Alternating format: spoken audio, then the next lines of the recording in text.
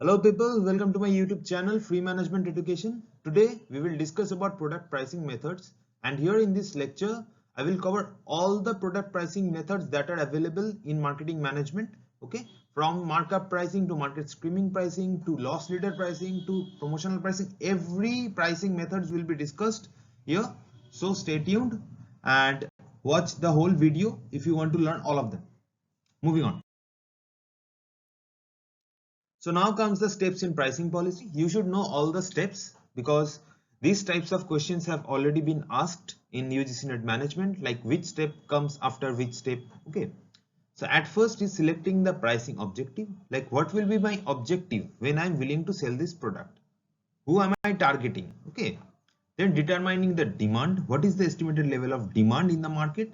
Then estimating costs, because we know there is an inverse relationship between the quantity demanded and the price. Okay. Then analyzing competitors' cost and prices and offers. We should analyze what my competitor is, what my competitors' prices are, and how much offer or discount my competitors are willing to give. Then select a pricing method. Okay. Then selecting the final price.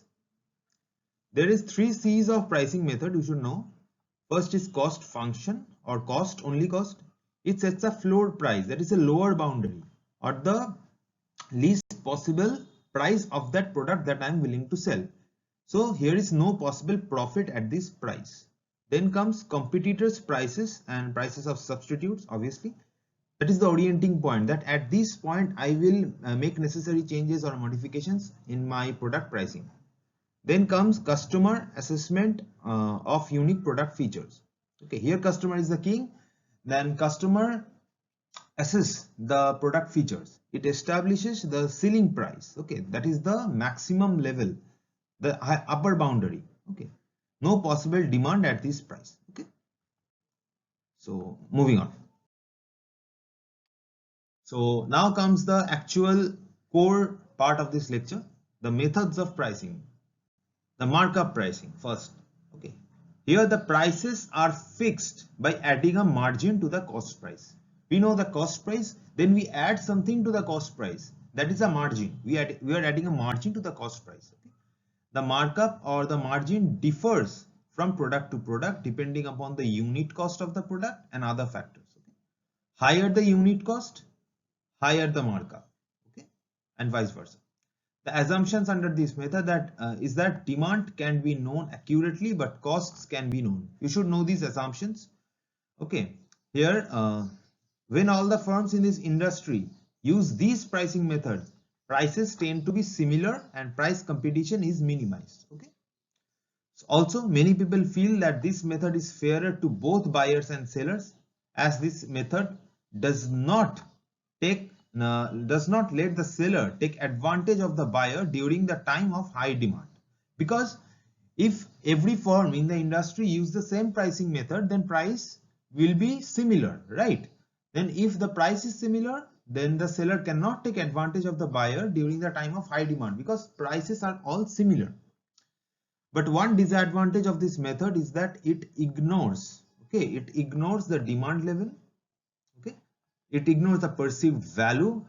Perceived value is how the customer is valuing the product, and also it ignores competition. So this is the main disadvantage of this pricing method. This method is preferred by those firms who do not have manufacturing of their own. These are not so well grown firms. Okay, so this is the markup pricing, that is the prices are fixed by adding a margin to the cost price. Next comes target return pricing. This pricing method is decided by firms on the basis of return on investment criteria of the firm. In other words, the company determines the price that would yield its target return on investment. Okay, the company determines the price that would yield its target return on investment. So here ROI, or the return on investment, is the main criteria. So this is the formula for target return pricing.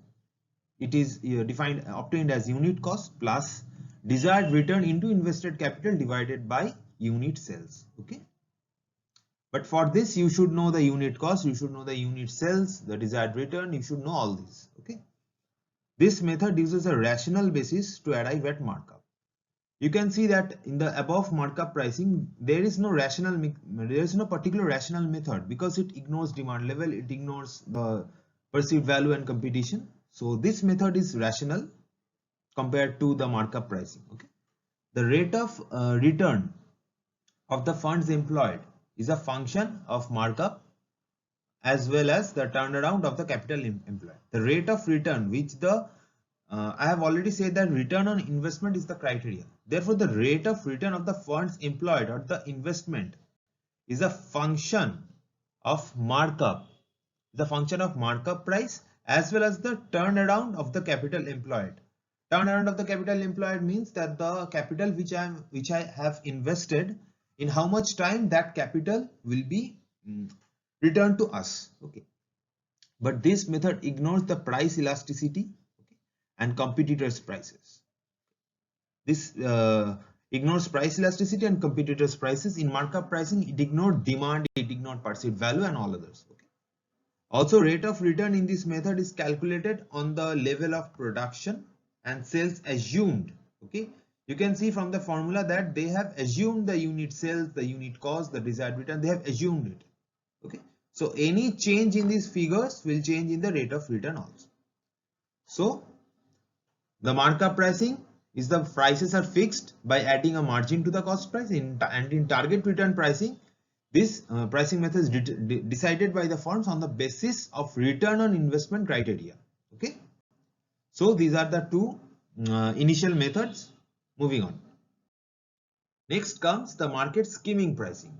Okay, here market skimming is a product pricing strategy by which firm charges the highest initial price that the customers will pay and then lowers it over time.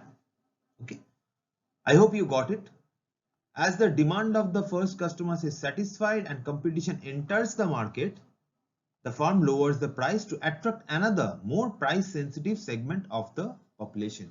That is, price is initially very high and then the price is gradually lowered to attract the lower segments of the market. Then comes the penetration pricing. Okay, it is a pricing strategy that is used to gain market share by setting initially a low price to entice customers to purchase. So this is the opposite of market skimming pricing. Okay, this pricing strategy is generally used by new entrants into the market. An extreme form of penetration pricing is called predatory pricing. Okay, it is the opposite of skimming pricing, which I have already mentioned. This method brings large sizes sell at a reasonable price before competitors enter into the market with a similar product. This lower price helps a new product or service penetrate the market and attract customers away from the competitors. Okay, penetration pricing comes with the risk that new customers may choose the brand initially because of its low price, but once the price increases, they can switch to a competitor which has a low price. So market skimming pricing is that it initially sets a very high price and gradually lowers it, and in penetration pricing it initially sets a very low price and then gradually increases it. Okay, they are opposite of each other. Then comes premium pricing. It means pricing the product above the level adopted by competitors. Okay. Then comes discount pricing. It means pricing the product below the level adopted by competitors. Okay, these are self-explanatory. You can understand it just by reading it. Going rate pricing or parity pricing. It is the pricing of the products that is equal to that of the competitors. That is, the pricing of my product will be equal to the pricing of my competitor's product. Okay, smaller firms follow the leader, changing their prices when the market leader's prices change rather than when their own demand or costs change. That is, they follow their leader. That is, if a big competitor is there and if they set a particular price, then the slower competitors or the smaller competitors also sets the same price. Okay, so that is why it said that smaller firms follow the leader. That is, firm bases its price largely on competitors' prices. This happens mainly in oligopolistic industries like steel, oil, petrol, like that. Okay, so it is the pricing of the product that is equal to that of the competitors' product. the pricing of my product and the pricing of the competitor's product are both equal or very same or very near. So I hope you got all of this by now. Moving on. Now comes the perceived value pricing. Here the pricing is based on customers' perceived value. Okay, many companies base price on the customer's perceived value. It is made up of, the perceived value is made up of different inputs such as buyer's image of the product performance, how the product is performing in in the perspective of buyer. Okay, then channel deliverables, warranty, quality, customer support, trustworthiness, esteem, these all matters. Okay, these are the different inputs which determines the perceived value. Companies should deliver the value promised by their value proposition and customer perceive this value. Okay, firms also use advertising, sales force, internet to communicate and enhance perceived value in buyer's mind. Obviously you know this. Okay, the key to perceived value pricing is to deliver more unique value than competitors and to demonstrate this to prospective buyers. Thus, a company needs to fully understand the customer's decision making process. Okay, I hope you got the perceived value pricing. Now comes value pricing. Here companies charge fairly low price for high quality offering and thus win loyal customers. Okay, low price for high quality offering. It is not just about setting low price, but it's a matter of modifying companies' operations to become low cost producer. That's a cost effective method without sacrificing quality. Okay, it may sell at a low price, but the quality must remain high or the same.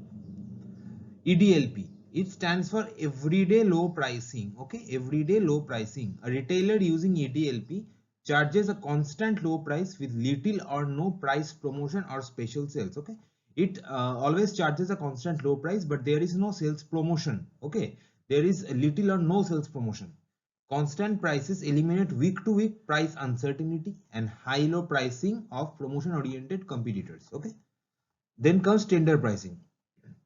It is a special type of pricing which is mostly applicable to industrial products only. Okay, it is applicable to industrial products and purchased by industrial customers only. That is tender pricing. This is about bidding. You know about competitive bidding. Okay, customers usually go to competitive bidding through sealed tenders or by quotations.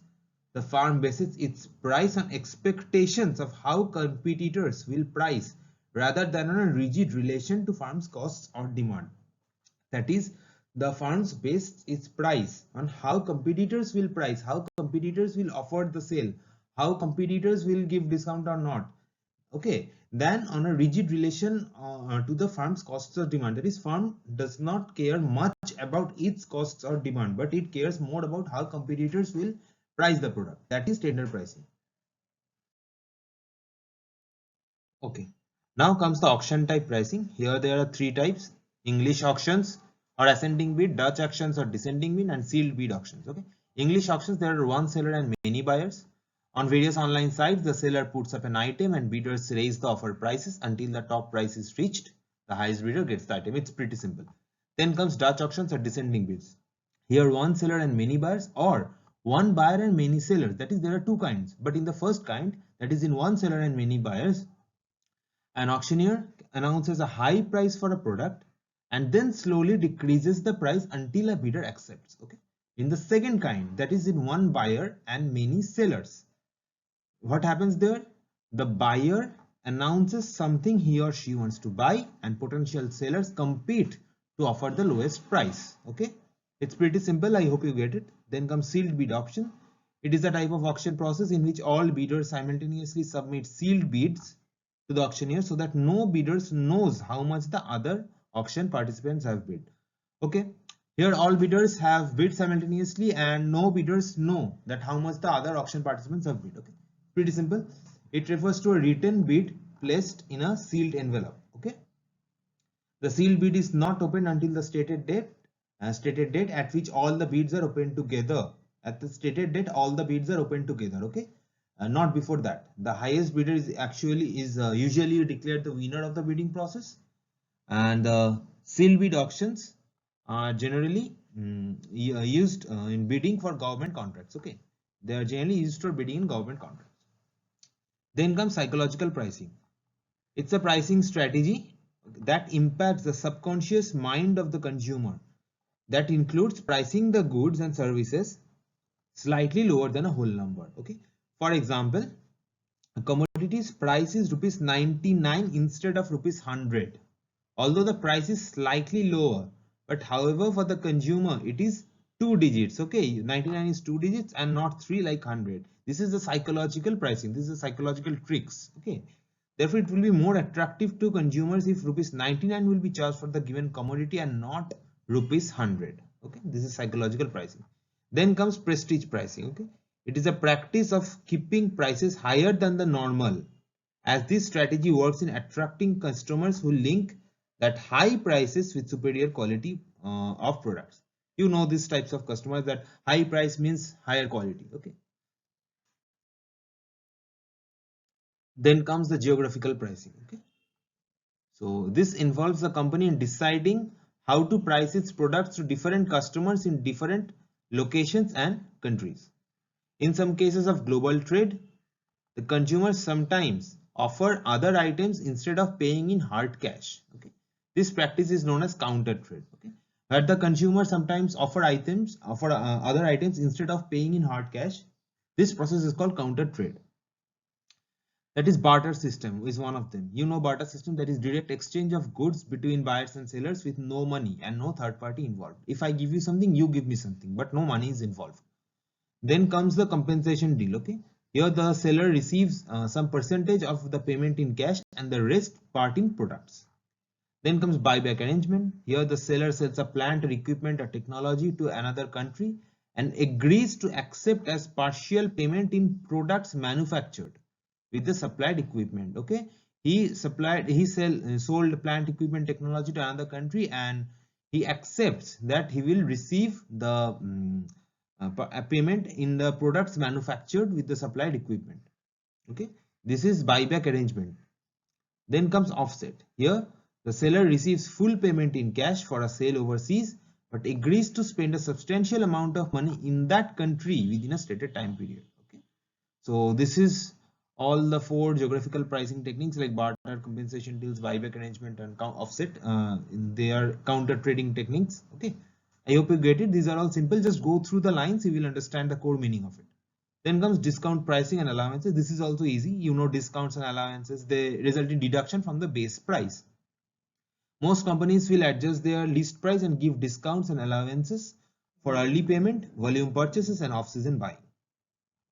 So what is discount? It's a price reduction to the buyers who pays bills promptly. It's pretty obvious. Quantity discount, a price reduction to those who buy in large volumes. Functional or trade discount. This is a discount offered by manufacturer to trade channel members. Okay, if they perform certain functions such as selling, storing, record keeping. Then comes seasonal discount.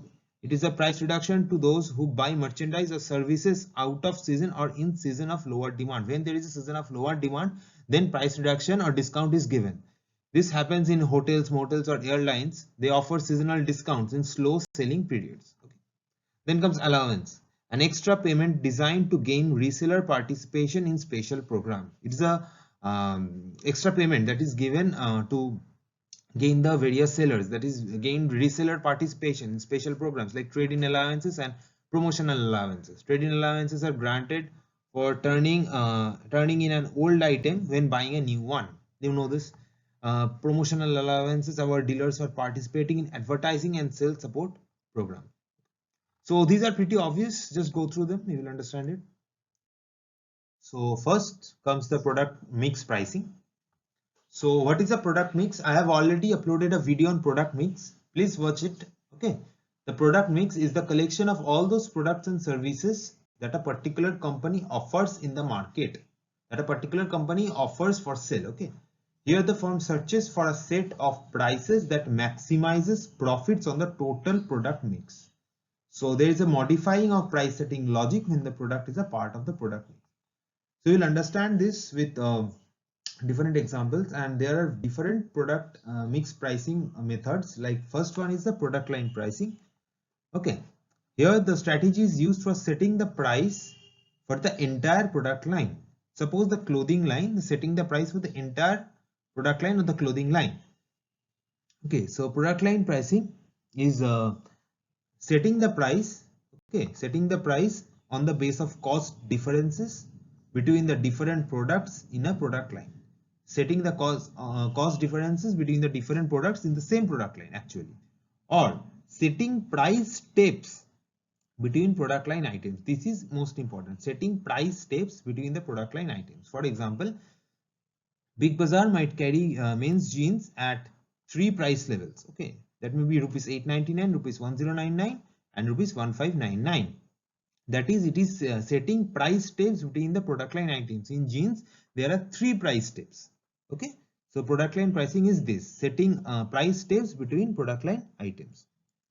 Okay, so these prices for which customers associate with low, average, and high quality. This is the price step that is introduced, which I mentioned. The seller's task is to establish perceived quality differences that justify the price differences. Okay. So now comes the optional feature pricing. Here many companies offer optional products, features, and services with their main product. Okay. So like for sound systems are optional product with a car. Here organizations separate these products from the main product because organizations want that the customers should not perceive products are costly. Once the potential customers comes to the showroom, organization employees explain the benefits of buying this optional or accessory product.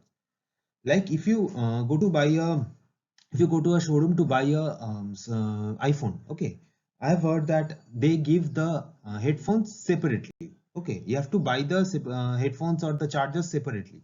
So these are the optional or accessory products. Okay, so organization employees explain the benefits of buying these optional or accessory products. Okay, so this is a strategy to use to set the price of optional products or accessories along with the main product. So now comes the captive product pricing. This is a strategy used for setting a price for a product that must be used along with the main product. So this must be used with the main product. In optional feature pricing, it was optional. The name says it itself that it was optional, but in captive product pricing, it should be used with the main product. For example, blades with a razor and the films with a camera. Okay, blades with razor and films with a camera, they complement each other. Okay, captive product pricing is a marketing and profit incremental strategy in which a core product is sold at a cheap price and the important accessories are sold at a high price to support the profit margins. Okay, I hope this is clear by now. Okay, now comes the two-part pricing. Okay, this is a form of pricing in which consumers are charged both an entry fee and a usage fee or variable fee. Okay, like in amusement parks. Okay, they often charge an admission fee and an additional price per ride. The admission fee like rupees 10 and additional price rupees 40 per ride. You have seen this. Then comes the byproduct pricing. It is determining of the price for the byproducts in order to make the main product's price more attractive and competitive. You have seen that when processing of rice results in two byproducts like rice husk and rice bran oil. Also, there are various other products whose processing gives byproduct. Okay, so these are the byproduct. And now if the company sells these byproducts, they will earn extra revenue. So this is the byproduct pricing. Okay, I have given this example. For example, processing of rice results in two byproducts, that is rice husk and rice bran oil and sugarcane with husk. Okay, now if the company sells husk and bran oil to the other consumers, they will generate extra revenue by adopting this byproduct pricing. So this is byproduct pricing, that is the earning revenue or earning profit with byproduct pricing by selling the byproduct. Now comes product bundle pricing. Price bundling is when multiple products or services are grouped together, okay, in a single package, in a single package and sold for a lower price than if the customer were to buy each item individually. Okay, that is, this price bundle is when some products are bundled together and sold to the customer, and this costs much less than if the customer were to buy each item individually. Okay, typically the bundle products include at least one high ticket item, that is one high price item, and other complementary product, that is it complements it complements the main product, that is it is necessary to use it with the main product. Okay, best example is toothpaste with brush together at lower prices. They both complement each other. Okay, so this is product bundle pricing. They comes with a bundle. Okay, and they are sold for a lower price than if the customer were to buy each item individually. I hope this is clear by now. Next comes the promotional pricing. Okay, it includes several techniques to stimulate and coax buyers to make an early purchase. Okay, several techniques to stimulate. Okay, the various types of promotional pricing are loss leader pricing. This is the most important. This is dropping or reducing the price on popular or well-known brands to stimulate the customer to visit the store and make purchase. So they just drop the price of some popular or well-known brands to make the customer visit their store and let them make the purchases. Okay. So there may be additional sales. There may be additional sales on other items compensating for that loss. Okay.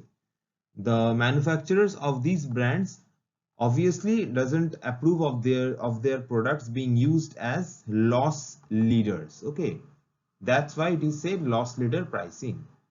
The manufacturer of these brands typically disapprove of their products being used as loss leaders because this practice can dilute the brand image and bring complaints from other retailers who charge the least price. Obviously, if the price is so low, then people will think that the brand's quality has gotten inferior. Okay, so and this will also bring complaints from other retailers who charge the actual price of the brand. So this is loss leader pricing. Okay, I hope you get it. Next comes the special event pricing. So in this pricing, sellers will establish special prices in certain season to draw in more customers or consumers. Cash rebates. Companies offer cash rebates to encourage purchase of the manufacturer's products within a specified time period. Rebates can help clear inventories without cutting stated list price. Okay. So cash rebates is for purchasing of manufacturer's products. Okay, manufacturer's products within a specified time period. Next comes low interest financing. Okay, instead of cutting price, companies can offer customer low interest financing. Okay, so these are seen in mainly in flats, automobiles, like that. Okay, here flats, automobile, they offer low interest financing. Okay, next comes the longer payment terms. Here companies stretch loans over longer periods and thus lower the monthly payment, as the customers often worry less about the addition cost due to higher interest and more about whether they can afford the monthly payment. Okay, so mainly the example will be like if you are buying a car and the EMI is rupees 3000 or 4000 rupees for 8 years. Okay, so this is longer payment terms. Also, if you want to buy a house or flat, then you take loan for 17 to 20 years. Okay, for 17 to 20 years, and you pay a monthly price of rupees 10,000 per month, or like that. That is a longer payment terms. Okay. Next comes warranties and service for contracts. You know this, that company sometimes gives warranties for a minimal fee, or service contracts for a minimal or little fee, like that. So that is warranties and service contracts if you buy some product from them, obviously.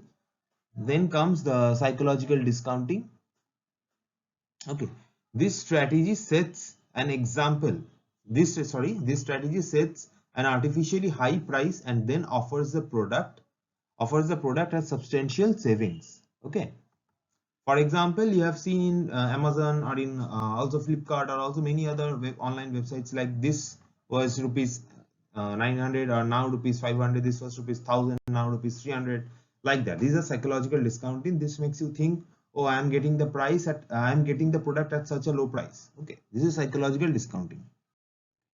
Now comes the discriminatory pricing. Here, price discrimination occurs when a company sells a product or service at two or more prices that do not reflect a proportional difference in cost. Obviously, if someone sells you at one price and sells another at a different price, that is a price discrimination. There are first, second, and third degree of price discrimination. In first degree of price discrimination, the seller charges a separate price to each customer depending on the intensity of his or her demand. If he or she wants that product very badly, then the seller will obviously charge a high price from that customer. So that is the intensity of his or her demand, of the customer's demand. In the second degree price discrimination, the seller charges less to the buyers of large volumes. If I buy the product in large quantity, then the seller will charge less amount of money to me. In third degree price discrimination, the seller charges different amounts to different classes of buyers. Okay. So now we will discuss about the methods that are all third degree price discrimination. Now the customer segment pricing. Different customers group pay different prices for the same product or service. Example, museums often charge a lower admission fee to students and other senior citizens. That is a different customers group paying a different price for the same product or service. Next comes the product form pricing. Sorry, I didn't make it bold. Just okay. Product form pricing. Product form pricing is different versions of the product are priced differently, but not in proportion to their costs. Okay, like you will see in shampoo, like any shampoo, if it's a bottle it's very high price, and if it's a few packets then it's low price, but not in proportion to their cost, like that. Image pricing. Some companies price the same product at two different levels based on the image differences. Okay, like a perfume manufacturer can put a scent in one bottle, give it a name and an image, and price it at ₹150. The same scent in another bottle with a different name and the image can sell for ₹300. That is the image pricing. The company is selling the product because of that image difference at different prices. Okay. So next comes the channel pricing. For example, Coca-Cola carries a different price depending on whether the customer purchases it from a fine restaurant, a fast food restaurant, or a vending machine. Okay, like you will see in many Inox or multiplexes that the price of Coca-Cola is much higher than that you buy from the local stores. Okay, now the location pricing. Okay, the same product is priced differently at different locations, even though the cost of offering at each location is the same. Like a theater varies its seat prices according to audience preferences for different locations. There will be premium, there will be silver, there is many others. Okay, so it is in the same cinema hall, but the prices are different for different audience preferences. Then comes time pricing. Okay, here prices vary by season. Day or hour. Restaurants charge less to early bird customers, and some hotels charge less on weekends. So this is time pricing. Retail prices for roses increases by as much as 200% in lead up to Valentine's Day. Okay, obviously everyone knows this. So these are the different pricing methods. Okay, so thank you for watching this video. I know this video is a bit lengthy, so thank you for staying with me.